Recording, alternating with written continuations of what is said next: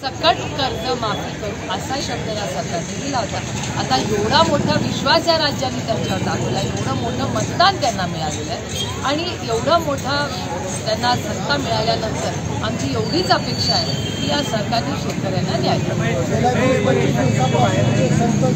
Minute हा सगळा विषय झाला असेल तर संतोष देशमुख जे हत्याकांड झालं संपूर्ण राज्यातून धनंजय मुंडे यांच्या राजीनाम्याची मागणी आहे, परंतु अजून त्यावर सखोल असा निर्णय खरं आहे। मी काल सुरेश सरकारचंही स्टेटमेंट तुमच्या चॅनलवर पाहिलं।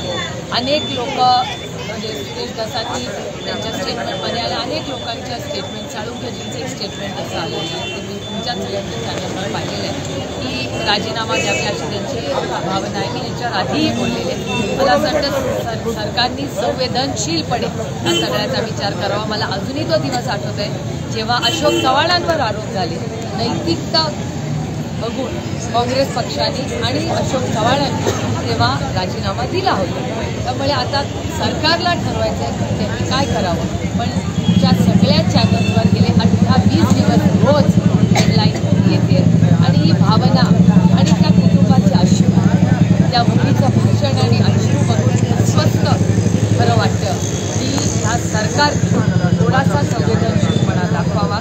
त्याच्यात मुख्यमंत्र्यांचंही काल स्टेटमेंट आले की आम्ही कुणालाही सोडणार नाही, कारण का तिथे म्हणजे पोलिसांनी ज्या पद्धतीने जी भाषा बजरंग अप्पाबद्दल किंवा अंजली दमानिया ज्या गोष्टी बोलत आहेत, सुरेश धस ज्या गोष्टी बोलत आहेत त्या प्रचंड अस्वस्थ करणारे आहेत। आणि असं चालणार कसं? माझं म्हणणं कुठल्याही गोष्टींमध्ये काही विषय असे ज्याच्यात राजकारण बाजूला ठेवूनच माणुसकी आहे का नाही आहे।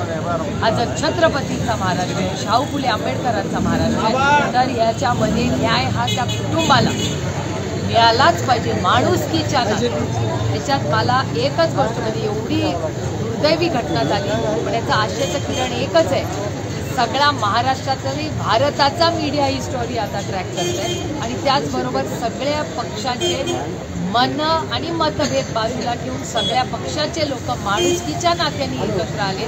हे आशेचं किरण आहे की महाराष्ट्र अजूनही सुसंस्कृत आहे। आता निर्णय काय घेतात हे माननीय मुख्यमंत्री आणि पक्षाचे गेल्या अनेक दिवसापासून